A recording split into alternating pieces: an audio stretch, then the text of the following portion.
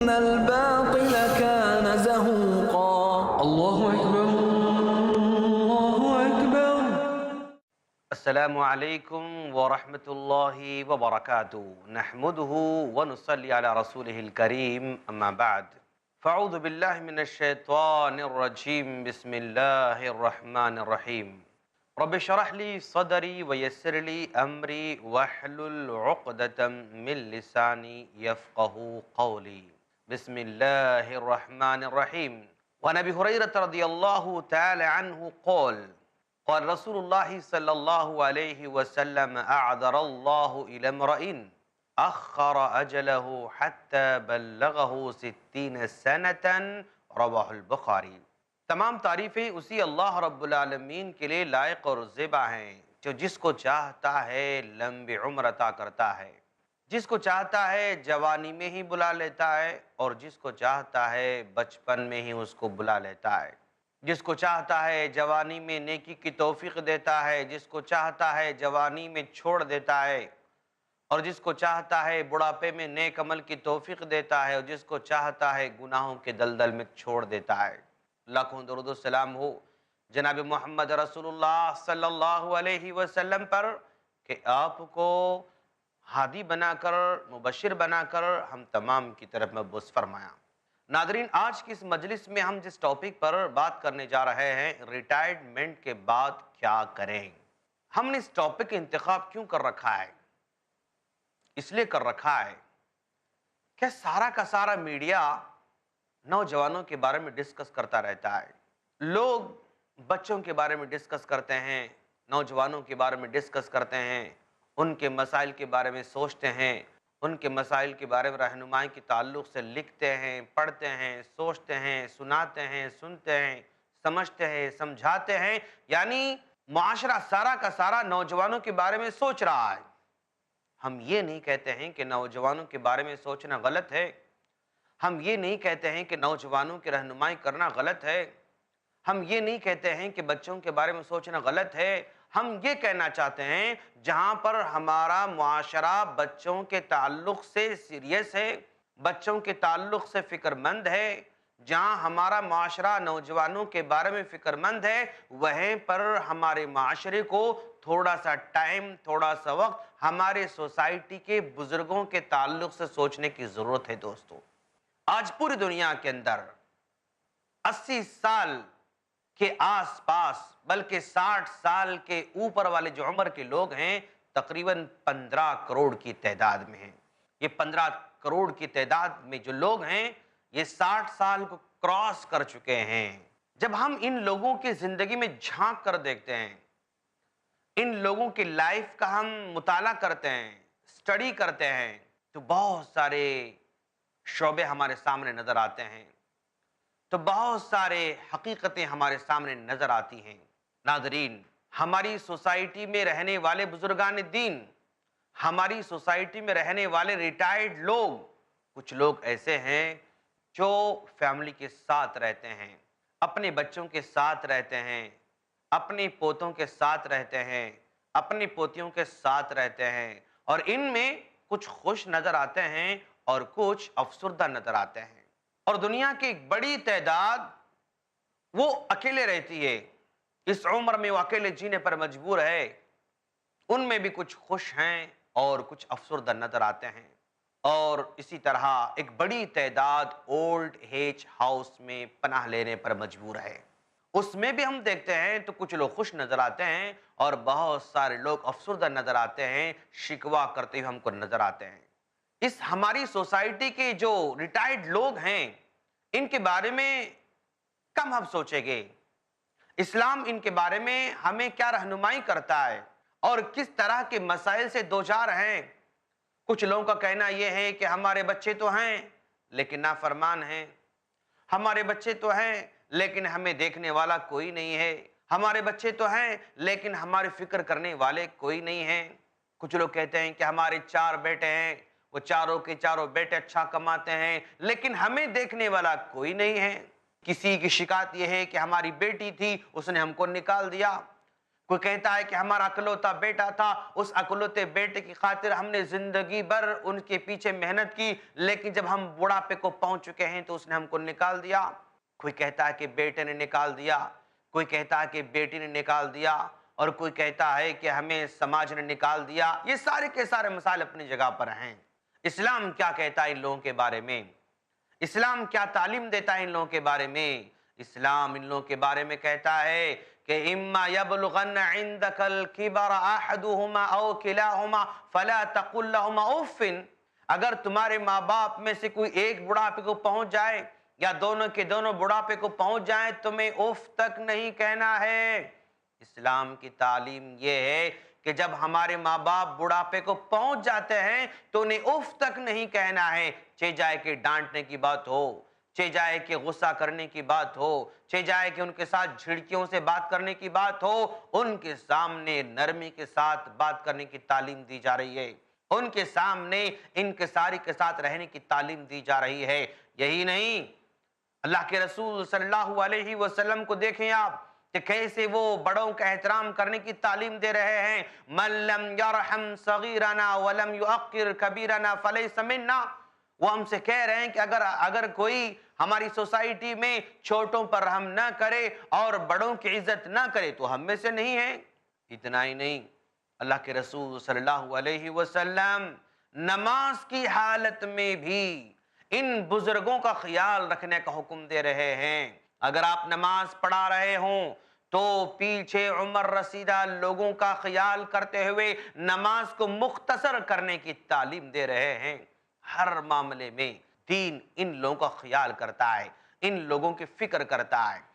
آج عمر رسیدہ لوگ، ریٹائرڈ لوگ یہ سمجھ رہے ہیں کہ ہم سوسائٹی کے ناکارہ ہیں، ہم سوسائٹی میں بوجھ ہیں، ہم دھرتی پر بوجھ ہیں، ہم کسی کام کے لائق نہیں ہیں۔ یہ ان کی فیلنگز ہیں دوستو، یہ ان کے احساسات ہیں۔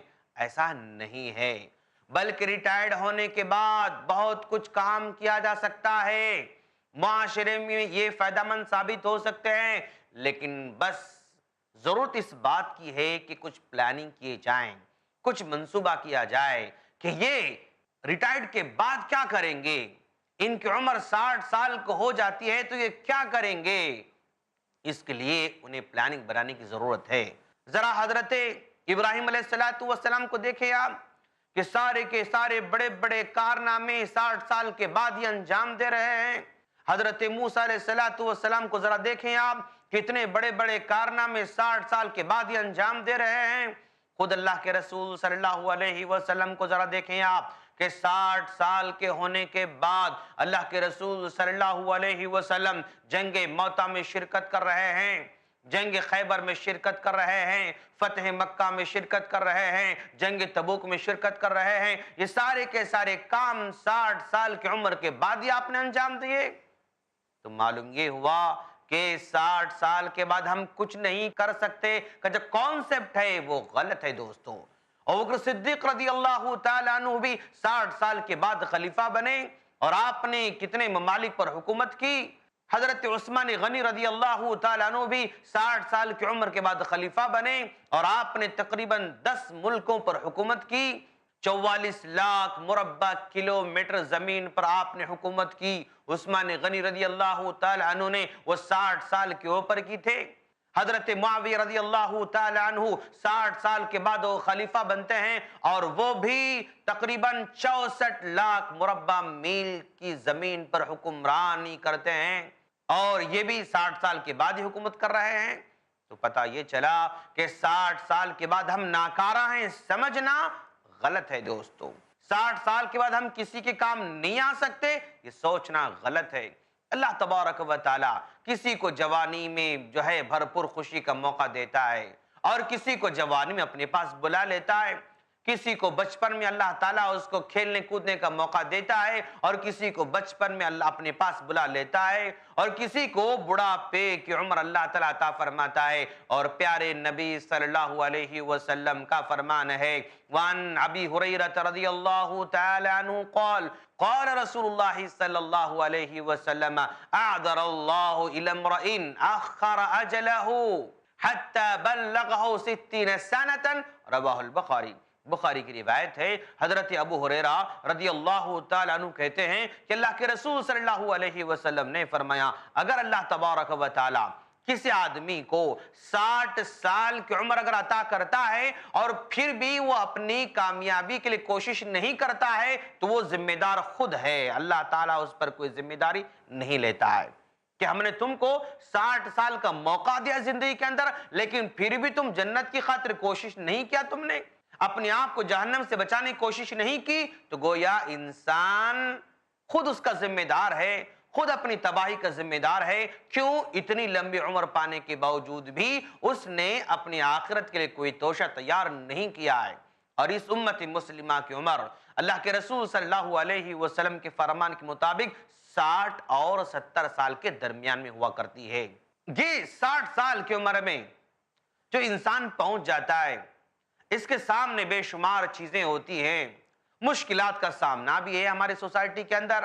یہ لوگ 60 سال کے ہو جاتے ہیں تو بیماریوں کے شکار ہو جاتے ہیں، اور ان کے رشتہ دار ان سے دور ہو جاتے ہیں، ان کے اولاد ان سے دور ہونا شروع کر دیتی ہے، ان کے دوست ان سے دور ہو جاتے ہیں، اور یہ مختلف بیماریوں کے شکار ہو جاتے ہیں، یا اپنے گھروں میں بیٹھ جاتے ہیں، کوئی ان کی طرف توجہ دینے والا نظر نہیں آتا ہے۔ ڈاکٹرز کہتے ہیں کہ بھائی یہ درد ہو رہا ہے، عمر کا تقاضا ہے، بس تم جیتے رہو اور گولیاں کھاتے رہو، اور معاشرہ ان کی باتوں پر زیادہ دھیان نہیں دیتا ہے، سوسائٹی میں ان کی باتوں پر زیادہ توجہ نہیں دی جاتی ہے، اور یہ اگر مالدار ہیں تو ذرا خوشی خوشی زندگی بسر کر سکتے ہیں، اور اگر غریب ہیں تو پھر مشکلات ان کے بڑھ جاتی ہیں۔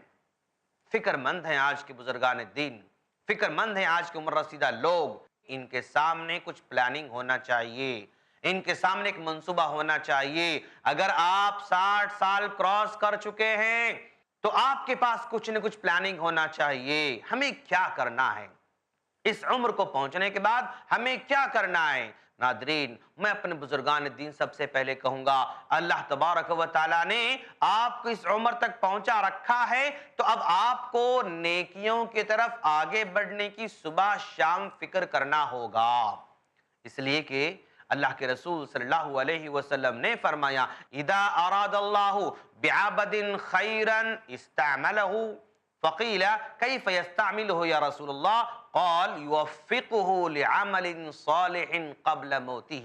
اللہ کے رسول صلی اللہ علیہ وسلم نے فرمایا، جب اللہ تبارک و تعالی کسی بندے کے ساتھ بھلائی کا ارادہ کرتا ہے تو اس کو عمل کی توفیق عطا فرماتا ہے۔ صحابہ کرام نے پوچھا، فقیل کیف یستعملہ یا رسول اللہ، اے اللہ کا رسول اس بندے کو اللہ تبارک و تعالی عمل کی توفیق کیسے دیتا ہے؟ آپ نے فرمایا، یوفقہ لعمل صالح قبل موتہ، موت سے پہلے اس کو نیک عمل کرنے کی توفیق دیتا ہے۔ اللہ اکبر۔ قیامت سے پہلے جانیے شیخ مصطفیٰ اجمل مدنی سے قبل قیامت پیش آنے والے وہ سارے واقعات جن کے بارے میں حدیث نے دیے اشارات، ہر منگل رات 8 بجے صرف i+TV پر، بہتر زندگی کے لیے۔ بادشاہ ہو یا کہ ہو کوئی فقیر، ہر کسی کا رہنما قرآن ہے۔ دعائے شام و سحر لا الہ الا اللہ۔ تو حاکم تھا ہوا محکوم، آخر آج کیوں مسلکوں میں ہو گیا مقسوم، آخر آج کیوں خود مصیبت کا بچھایا، ہر طرح سے تو نے جال، پھر خدا پورا کرے کیسے تیرا کوئی سوال۔ چاہت سبھی کے دل میں ہے دولت کی مال کی، کرتے نہیں تمیز حرام و حلال کی، کہتے نہیں ہے لوگ یہاں اتحاد سے، کیسے نجات پائیں گے آخر فساد سے۔ رنگ و نور ایک دینی مشاعرہ، بہترین اشعار و افکار کا گلدستہ، ہر جمعہ دوپہر 2:30 بجے اور شام 7:30 بجے صرف i+TV پر، بہتر زندگی کے لیے۔ حقیقی کامیابی کے روشن اصول جانیے شیخ حافظ عبد التواب سے قرآن اور حدیث کی روشنی میں دین و دنیا کی حقیقی کامیابی کے روشن اصول، ہر بدھ دوپہر 2:30 بجے اور رات 8 بجے صرف i+TV پر، بہتر زندگی کے لیے۔ اللہ اکبر اللہ اکبر۔ اگر آدمی بڑھاپے میں نیک بنتا ہے تو یہ اس بات کی علامت ہے کہ اللہ تبارک و تعالی اس کے ساتھ بھلائی کا ارادہ کر چکا ہے۔ کیوں؟ نبی نے فرمایا ہے۔ کوئی آدمی ان بزرگان دین سے یہ نہ کہے کہ ہاں چچا زندگی بھر تم نے عیش کر لیا، جوانی ساری کی ساری عیش میں گزار دی، اب بڑھاپے کو پہنچ چکے ہو تب اللہ اللہ یاد آتا ہے، بڑھاپے کو پہنچ چکے ہو تو مسجدیں یاد آ رہی ہیں، بڑھاپا آ چکا ہے تو یہ قرآن یاد آ رہا ہے، بڑھاپا آ چکا ہے تو دین یاد آ رہا ہے۔ اس طرح کی بات ہرگز نہ کہیں دوستو، کیونکہ اللہ کے رسول صلی اللہ علیہ وسلم نے کہہ دیا ہے کہ اللہ تعالیٰ اگر کسی بندے کے ساتھ بھلائی کی ارادہ کر چکا ہے تو اس کو موت سے پہلے نیک عمل کی توفیق دیتا ہے۔ اگر کسی کو بڑھاپے میں عمل کرنے کی توفیق مل رہی ہے تو یہ اللہ تبارک و تعالیٰ کی جانب سے خوشخبری ہے۔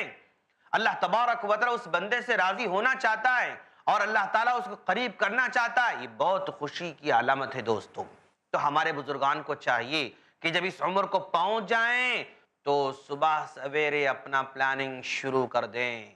فجر کی اذان ہونے سے پہلے آپ کی نیند تو بیدار ہوتی ہوگی، اس میں کوئی شک نہیں ہے۔ عام طور پر ماشاءاللہ جب آدمی 60 سال کراس کر جاتا ہے اس کی نیند مختصر ہو جاتی ہے، وہ جلدی سو جاتا ہے اور جلدی اٹھنے کی کوشش کرتا ہے۔ اگر اللہ تبارک و تعالی آپ کو فجر کی اذان سے پہلے اٹھا رہا ہے، بیدار کر رہا ہے، تو آپ بہت زیادہ خوش نصیب آدمی ہیں۔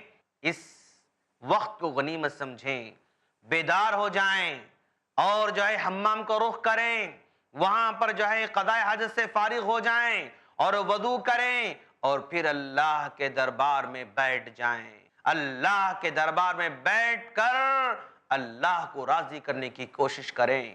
جتنی طاقت ہو سکتی ہے اتنی رکعتیں پڑھیں، جتنا ہو سکتا ہے اتنی دعائیں کریں، جتنا ہو سکتا ہے اذکار کریں، اور پھر اس کے بعد اذان کی آواز سنائی دیتی ہے آپ کو، اذان کی آواز سنائی دیتی ہے تو اپنے گھر میں جائیں اور جو ہے اپنی بیوی کو بھی اٹھائیں اگر وہ اٹھنے کے لائق ہے، اپنے بچوں کو جگائیں، اپنے بیٹے کو جگائیں، اپنی بیٹیوں کو جگائیں، اپنی بہو کو جگائیں اور کہیں کہ بیٹا اللہ تبارک و تعالیٰ اٹھانا چاہتا ہے، اٹھو، اللہ کے پاس تمہیں کھڑے ہونا ہے، اٹھو، بیدار کریں۔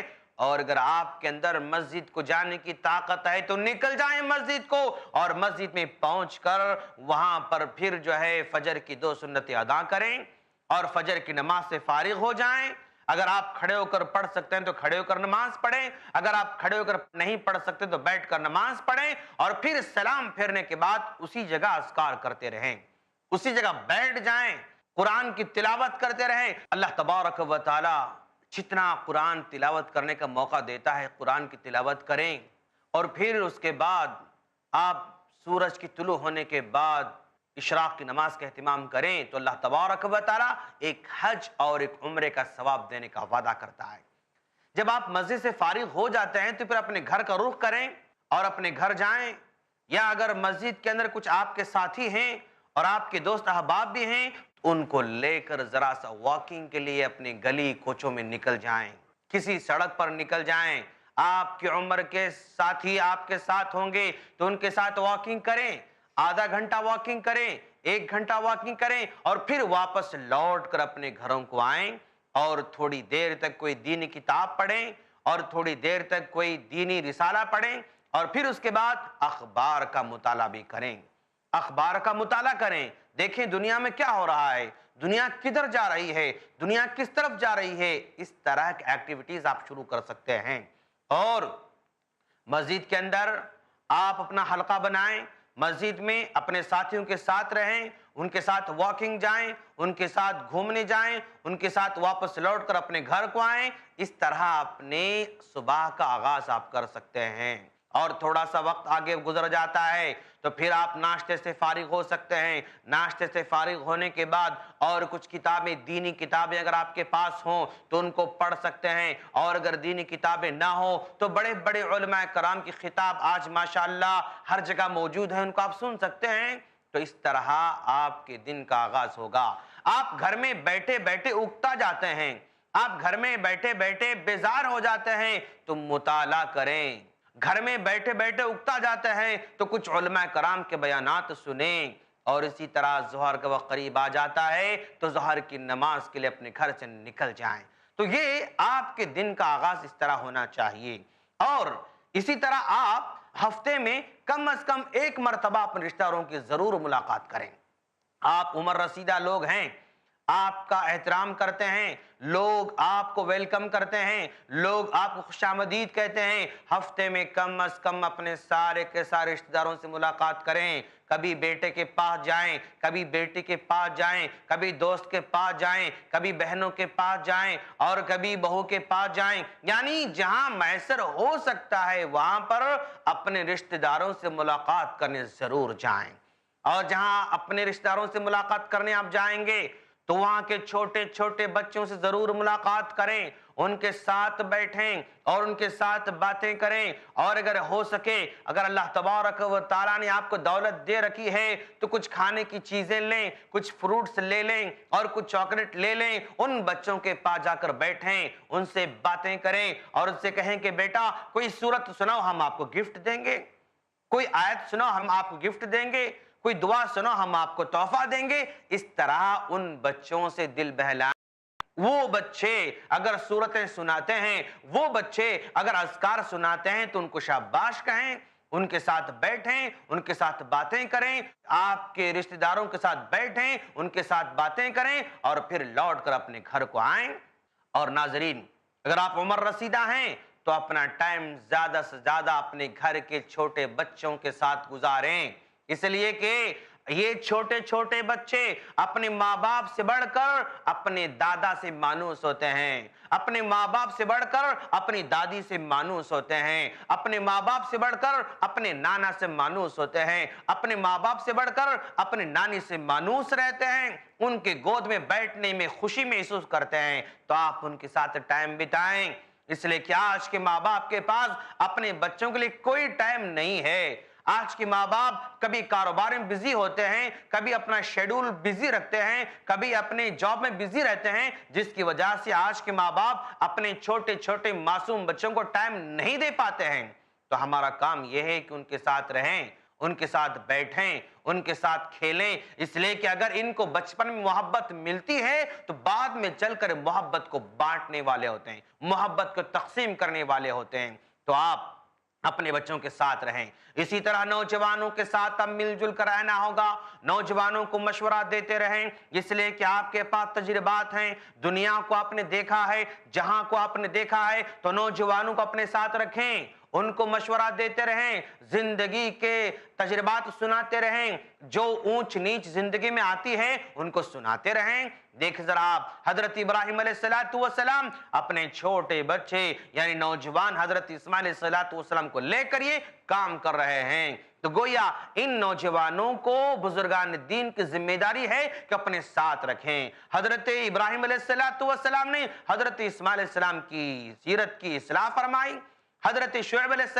السلام نے حضرت موسیٰ علیہ السلام کو اپنے پاس رکھ کر تربیت فرمائی، حضرت داؤد علیہ السلام نے حضرت سلیمان علیہ السلام کو اپنے پاس رکھ کر تربیت فرمائی، حضرت یعقوب علیہ السلام نے حضرت یوسف علیہ السلام کی تربیت فرمائی۔ تو گویا ان بزرگوں کو چاہیے کہ نوجوانوں کو اپنے پاس رکھ کر تربیت دیتے رہیں۔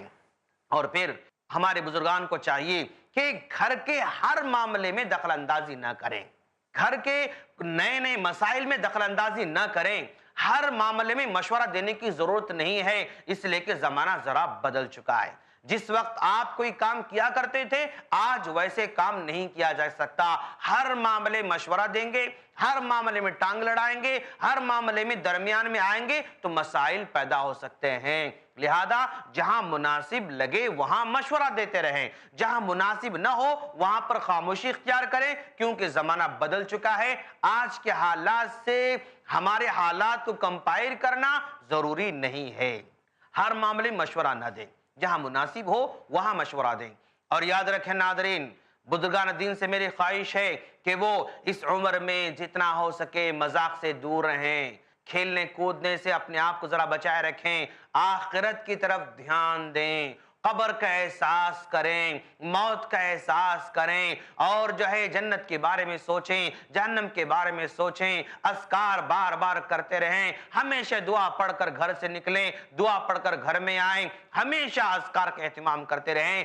دل آپ کا ہمیشہ آخرت کی طرف لگا رہنا ہوگا۔ اور اسی طرح آپ اپنی زندگی میں ایک کام کبھی نہ کریں۔ آج کل لوگ، عمر رسیدہ لوگ اپنی پراپرٹی کو تقسیم کر کے پریشان ہو جاتے ہیں۔ اپنی جیتے جی پراپرٹی کو تقسیم کرنے کی غلطی نہ کریں دوستو۔ جو لوگ پراپرٹی کو تقسیم کر دیتے ہیں، پھر بچے ان کے کنٹرول میں نہیں رہتے ہیں، بچے ان کے فرما بردار نہیں رہتے ہیں۔ یہ بھائی اس پر ڈھکیل دیتا ہے، وہ بھائی اس پر ڈھکیل دیتا ہے۔ تو آپ کے جیتے جی اپنی پراپرٹی کو تقسیم کر کے پریشان ہونے کی ضرورت نہیں ہے۔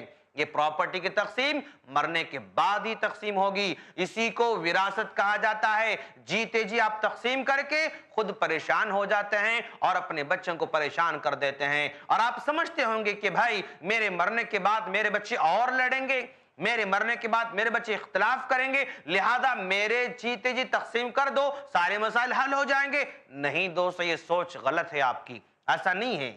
آپ کے جیتے جی تقسیم کرو گے نا تو آپ خود ہی پریشان ہو جائیں گے، اور بڑھاپے کی حالت میں آپ کی پریشانی کا حل کوئی ڈھونڈنے والا نہیں رہے گا۔ تو